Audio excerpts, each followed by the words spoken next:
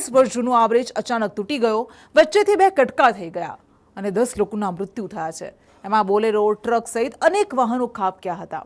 પણ સવાલ એ થાય કે આખરે આવી ઘટનાઓ વારંવાર બનતી કેમ રહે છે? જવાબદારી કેમ નક્કી નથી થતી? દર વખતે નાની નાની માછલીઓ પકડવામાં આવે અને દર વખતે મગરમચ્છો છૂટી જાય છે. આવું કેમ બને છે? ચર્ચા આપણે કરીશું. આપણી સાથે M.A. પટેલ કે જેઓ સુપરિન્ટેન્ડિંગ એન્જિનિયર છે, R&Bના માર્ગ અને મકાન વિભાગના નિવૃત્ત એન્જિનિયર, તેઓ આપણી સાથે જોડાયા છે. કોંગ્રેસમાંથી આપણી સાથે હિરેન બેન્કર જોડાયા છે. આ બંનેનું સ્વાગત છે. M.A. પટેલ સાહેબ, સૌથી પહેલા આપની પાસે આવીએ. જ્યારે આવી કોઈ દુર્ઘટના બને, 2022માં તાલુકા પંચાયતના જ એક સભ્ય દ્વારા પત્ર લખીને કહેવામાં આવ્યું હતું, જ્યારે મોરબી બ્રિજ દુર્ઘટના બની હતી ત્યારે, કે ગંભીરા બ્રિજની હાલત પણ કંઈક આવી જ છે, અહીંયા લોકોને નુકસાન ન થાય એ માટે તંત્ર જાગે. પણ તંત્ર જાગ્યું નહીં. સ્થાનિકો દ્વારા કહેવામાં આવ્યું, તંત્ર જાગ્યું નહીં, સરકાર જાગી નહીં અને આખરે આ દુર્ઘટના બની. આપના મતે આ આખી દુર્ઘટનામાં કોણ કોણ જવાબદાર છે અને કેમ બની? કૃષ્ણબેન, પ્રથમ તો આ જે ઘટના ઘટી અને તાત્કાલિક એનો બાયપાસ ડાયવર્ઝન જે કામ કર્યું એ ટીમને અભિનંદન.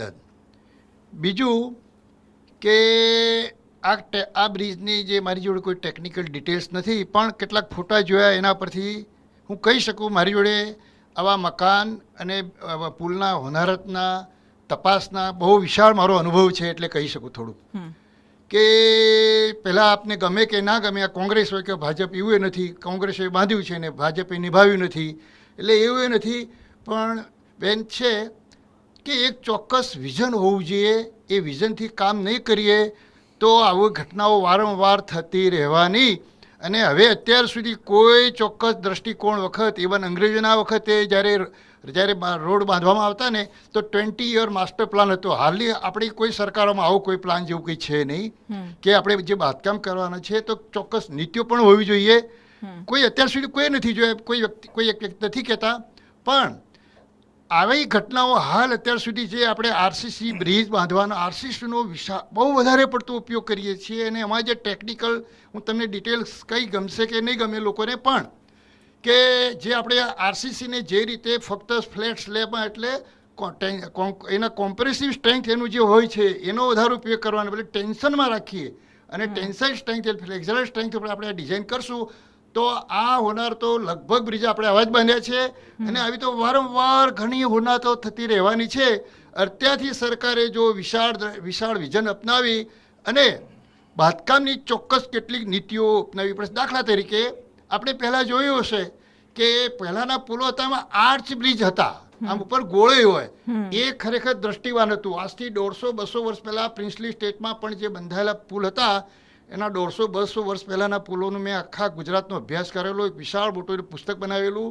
અને તમને નવાઈ લાગશે કે ધારો કે અહીંયા અમદાવાદથી આપણે ધારો કે ધનસુરા જઈએ તો રસમ મેસો ડેમ ઉપર એક મેસો નદી આવે છે, એ નદી ઉપર એક ઈંટોનો, ફક્ત ઈંટો અને ચૂનાનો બનાવેલો પુલ છે. અને તમે નીચે ઉતરીને જોશો તો ગઈકાલે બનાવેલો છે, 150 વર્ષ તો થઈ ગયો છે, કદાચ 1868 કેવું એનું ટાઇટલ બનાવવાનું, એ સાલમાં બનાવેલું.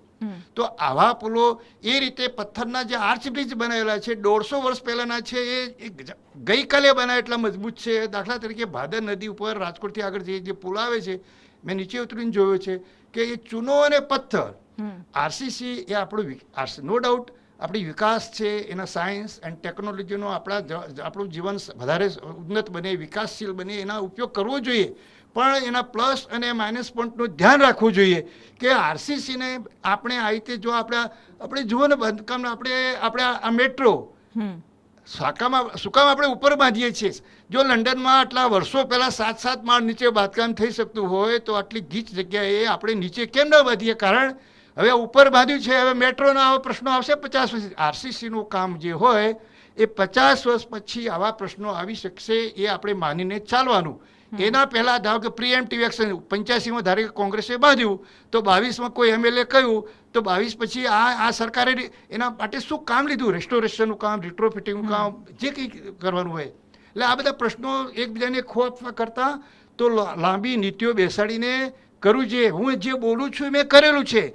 ગુજરાતના બેસ્ટ કહેવાય એવા 7-8 એન્જિનિયરોને મેં એક ટીમ બનાવી અને આખા ગુજરાતનો પ્રવાસ કરીને 100-150 વર્ષ જૂના બધા જ પુલોની બધી માહિતી મંગાવીને એક મોટું પુસ્તક બનાવી ડિઝાઇન કરવાનું કે અત્યારે હાલ જે ચીલાચાલુ ડિઝાઇનો આપણે જે કરીએ છીએ એ કરીએ તો આ પ્રમાણે આ ખર્ચો થશે ને આટલો આ લાઈફ હશે. 50 વર્ષ પછી આપણે એનું કંઈ ગેરંટી ના આપી શકીએ. કેવું થશે? તમારે 150 વર્ષ સુધી ચાલે એથી દિવસો જ્યાં વધારે મજબૂત બનાવવો હોય તો કઈ તે ડિઝાઇને આર્ચ બ્રિજ બનાવીએ, પથ્થર ચૂનાનો ઉપયોગ ક્યાંય કરીએ, જરૂર લાગે તો આ બધું કરવાનું એક વિશાળ મોટું વોલ્યુમ બનાવીને નરેન્દ્રભાઈ મોદી સાહેબને રૂબરૂ એમને આપેલું, પણ સમ હવે રહી ગયું છે. પણ આવા કોઈ લાંબા ગાળાના આયોજન કરવા માટે આવા અનુભવી એન્જિનિયરો, બાહોશ એન્જિનિયરો, સરકારના પબ્લિકના બેસીને ચોક્કસ નીતિ ઘડવી પડશે કે આ તમે જે મેટ્રોના કે આ બધા ઓવરબ્રિજીસ સિટીમાં બનાવો. હવે એક લખી લેજો કે હવે આપણું દિવસ જેમ જેમ દિવસ જશે ત્યારે આપણે ઘેર સવારે કહીએ કે હું સાંજે 100% ઘેર આવું બની શકશે નહીં.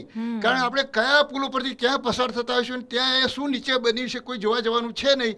એ સ્લેબ પડશે તો આપણે ઘેર પહોંચી શકવાના નથી. આવી હોનારો તો ઘણી જ જોવી પડશે આપણે. સિવાય હું ફરીથી કહું છું કૃષ્ણાબેન, સિવાય કે ચોક્કસ વિઝનરી પગલાં થોડા ભરીને આપણે શું કરવું જોઈએ, આવું હોય તો શું એના નોર્મ્સ લે ડાઉન કરો. દાખલે ધરતીકંપ થયો એ પછી સરકારે મને બહુ ગમ્યું કે એટલા બધા એક્સટેન્સિવ બધા પગલાં લીધા અને કમિટીના સરસ મજાના મેઝર્સ કે મકાનને કઈ રીતે રિટ્રોફિટ કરવું, આ કરવું, તેના ગાઈડલાઇન્સ બનાવીને સરકારે આખા ગુજરાતમાં મેં પબ્લિશ કર્યા હતા.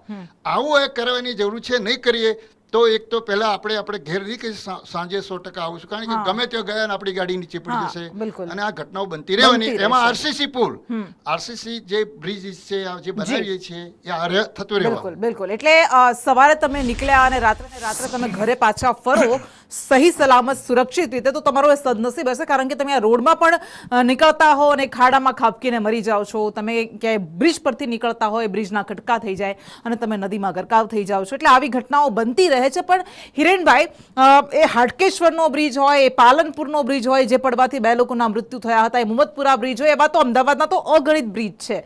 50 વર્ષનું કહેવામાં આવે અને બ્રિજ 5 વર્ષ પણ ન ટકે. પણ સવાલ એ થાય કે આખરે આટલી બધી દુર્ઘટનાઓ બને છે, મોરબીની દુર્ઘટના જે આપણે ક્યારેય નહીં ભૂલી શકીએ, આપણે શીખતા કેમ નથી આવી ઘટનાઓ પછી? એટલે એમ કે શિક્ષકને બહુ ઈચ્છા